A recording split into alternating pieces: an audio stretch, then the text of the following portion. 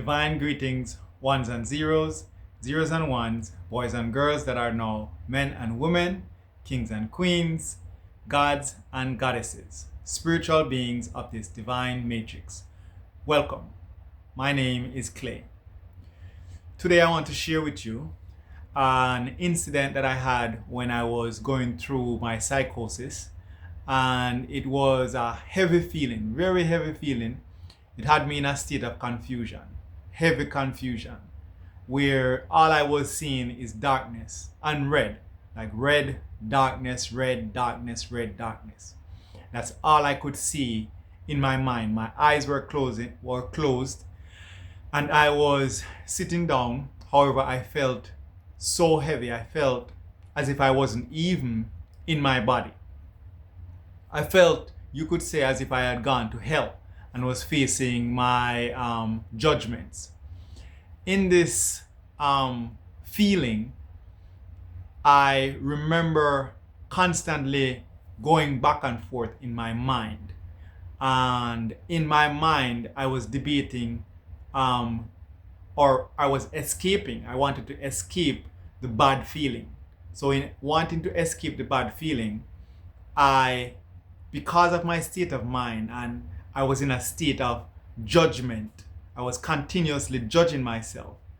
When I saw what I perceived to be good, it was you could say the better part of being bad.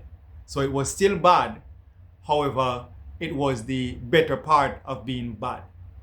How I would put it is kind of like in politics. In Jamaica, there are two political parties, and there are the JLP and PNP. Now, based on how they've handled the country, I can say this unequivocally, that they're both bad. They're both bad for the country. It's a matter of which one is going to be better at being bad, and which one is going to be better for the people as the people perceive it, because none of them are good for the people. I remember Malcolm X's quote, as he said, one is going to bite you with a smile and one is going to bite you with a growl, referring to the fox and the wolf. They're both going to eat the chicken. Same thing with the sheep and the shepherd, right? The shepherd is going to kill the sheep. It's a matter of which shepherd is going to treat the sheep better while the sheep is alive. So I found this in my mind. I was doing the same thing, trusting that I was going to escape being bad, escape being judgmental. So to shed some light on how I have gotten out of this process, or how I got out of that process, is to see what I was doing as I was judging myself. So even though something is bad, you don't judge the thing, because when you judge the thing, you demon dance with it.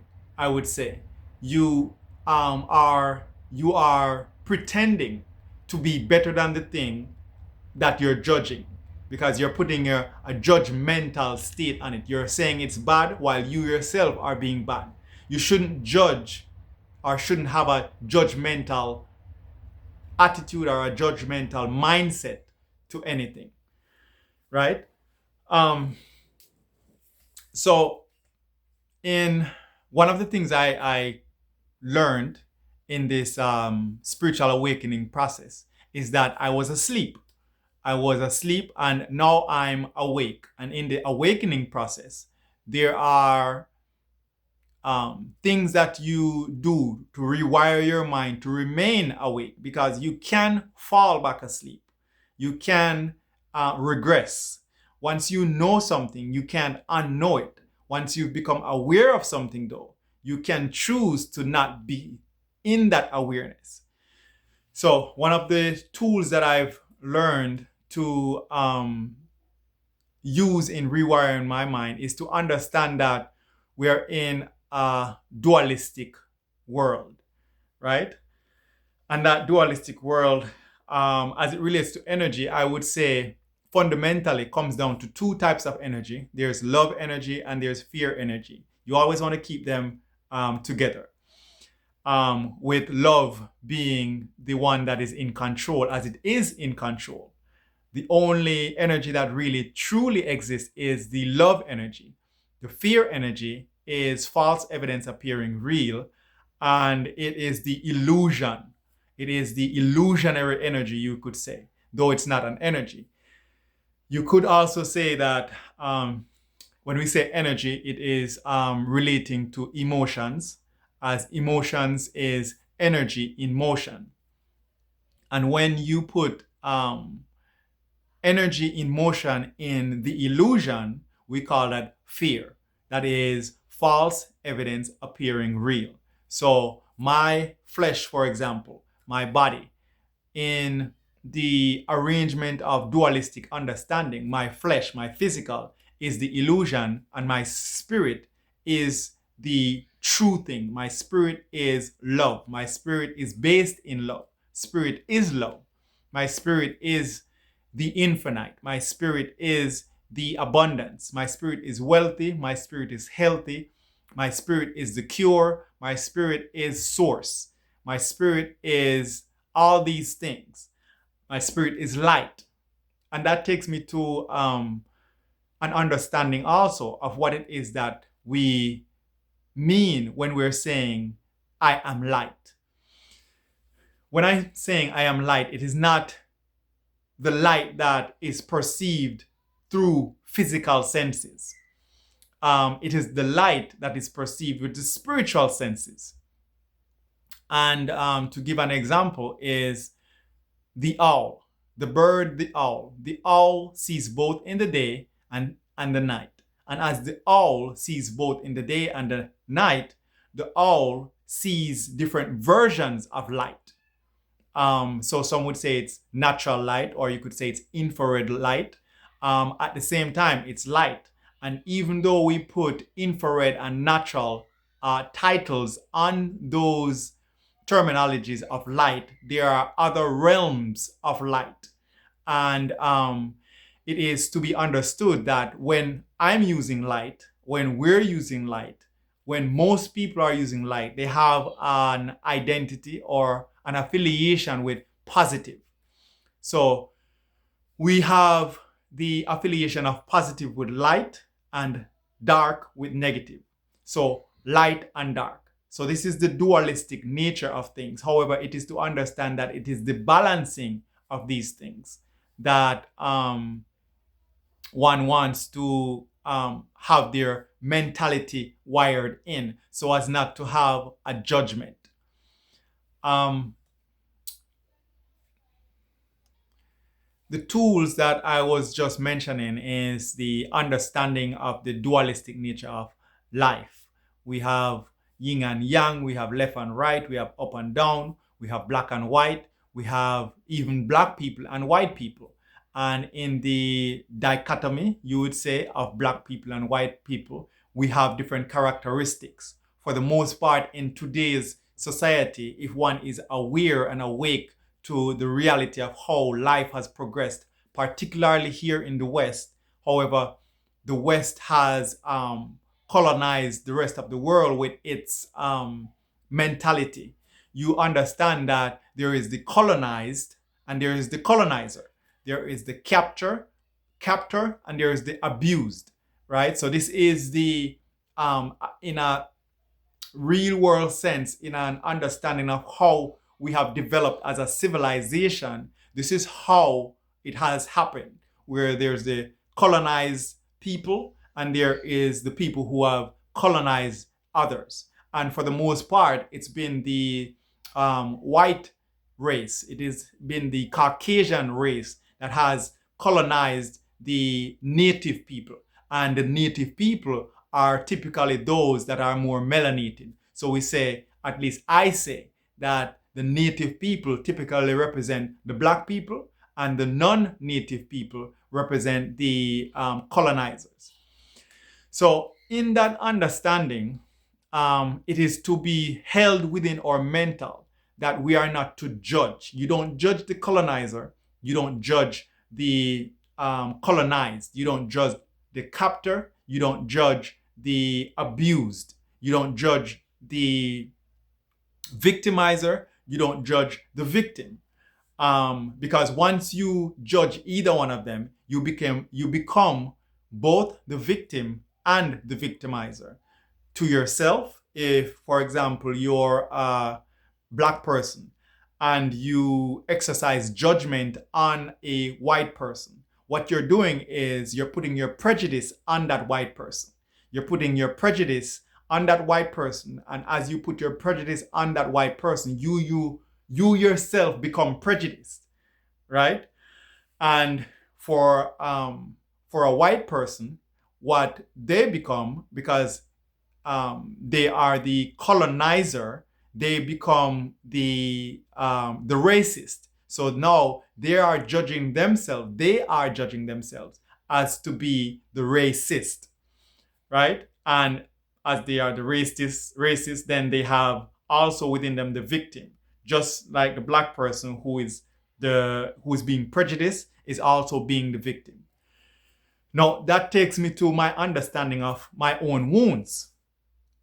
So we come to Earth to have an experience in transmuting darkness into light, in overcoming fear with love, in transmuting or alchemizing ashes into fire, you could say. Another aspect is to see that the transmutation, the alchemization of our wounds is why we came here to Earth. So, for example, I was born in a family, and in that family, I had certain experiences. Those certain experiences led me to develop schizophrenia. One of those experiences is as a child, I was molested. Um, as a child, I was abused. And come to find out, because I did not receive therapy, I did not accept that I had those wounds. I hid those wounds. And later on, those very wounds turned out to be chronic. And in it becoming chronic, I became schizophrenic. I had a mental break.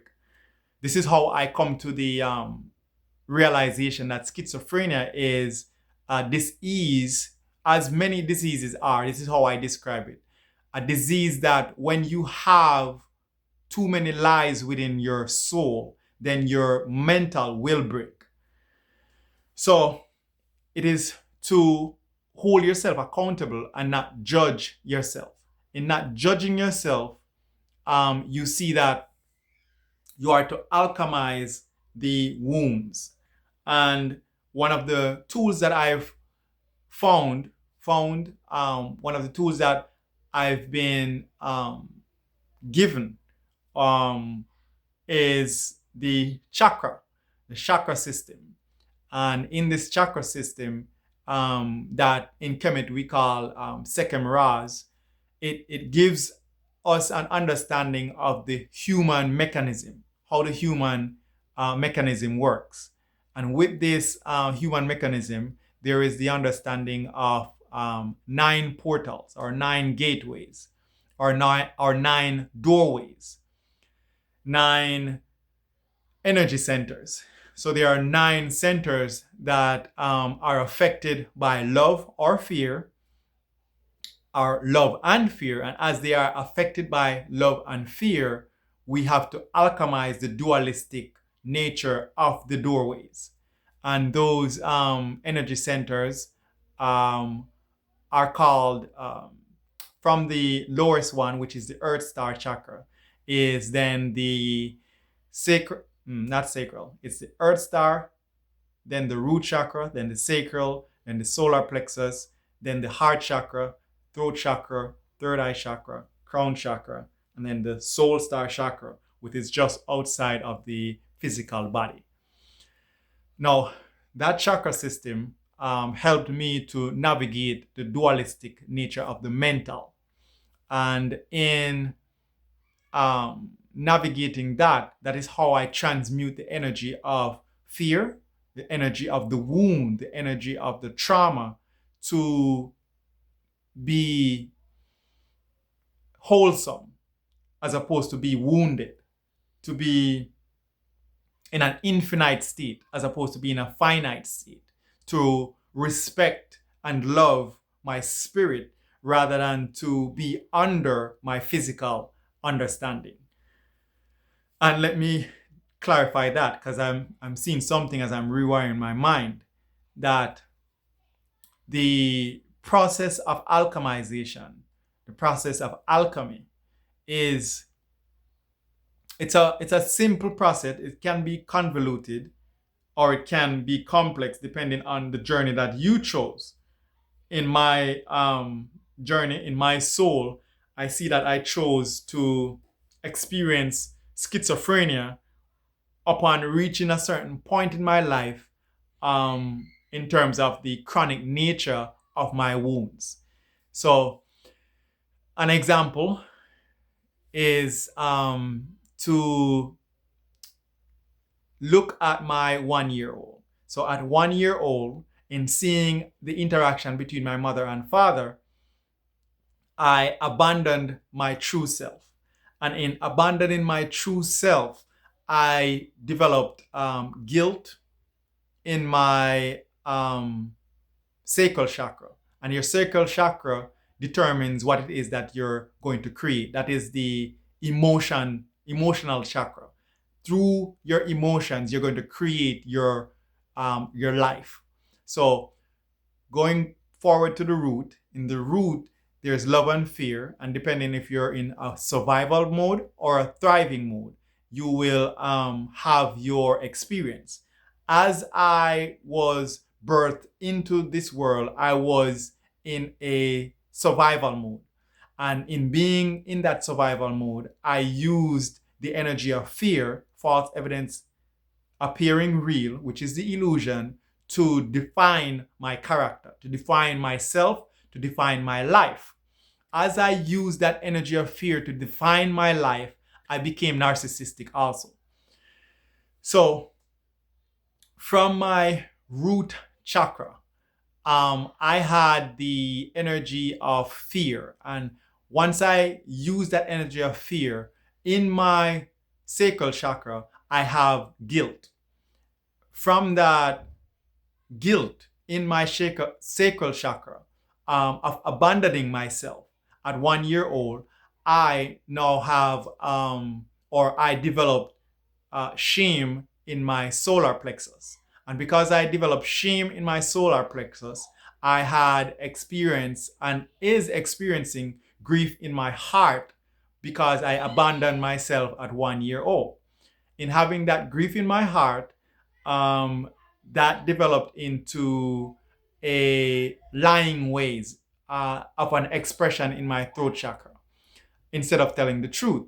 And then from there, I got clouded in my third eye, very clouded, it became chronic, which is why I had the mental break. And then because of that, I had ego attachment to the personality that I had created, to the mask that I was wearing, telling my people I was my people, telling everyone, including myself, my peoples within me, telling my generation, my ancestors, my inner child, my cosmic counterparts, my galactic counterparts, my universal counterparts, telling them that I was something that I was not. So I had an attachment to all the malevolent forces as opposed to flowing in the benevolent force. Instead of being in love, I was in fear. So that is an understanding. And to go further, because I stopped at the crown with my ego attachments. I had ego attachments, and I still do have some attachment as I work those out. And as a result, then in the soul star chakra, there is the divine will and personal will. So I was exercising pure personal will and not my divine will, because the divine will keeps you in spirit, which is in this process of awakening that I'm trusting in the divine will, even as I do this rewiring of my mental in front of everyone, sharing my journey, sharing my story. So that is an example of how it is that a person is to remain balanced, remain true, remain just, remain in their divine will as opposed to their personal will, because personal will keeps you in duality. It keeps you choosing either good or bad, keeping in mind that good and bad is a perception that is according to human consciousness. Ultimately, there is only good. Ultimately, there is only light. Ultimately, there is only infinite. Ultimately, there is only divine. Supremely, there is only health, wealth, abundance. And this is an understanding to be had in love. None of the things that are physical is real. Physicality is an illusion. Spirit is real and true. And with that, I say Ashe, Amen, and Namaste. And I remind us to like, comment, subscribe, share if you dare. As I say, each one, reach one, teach one.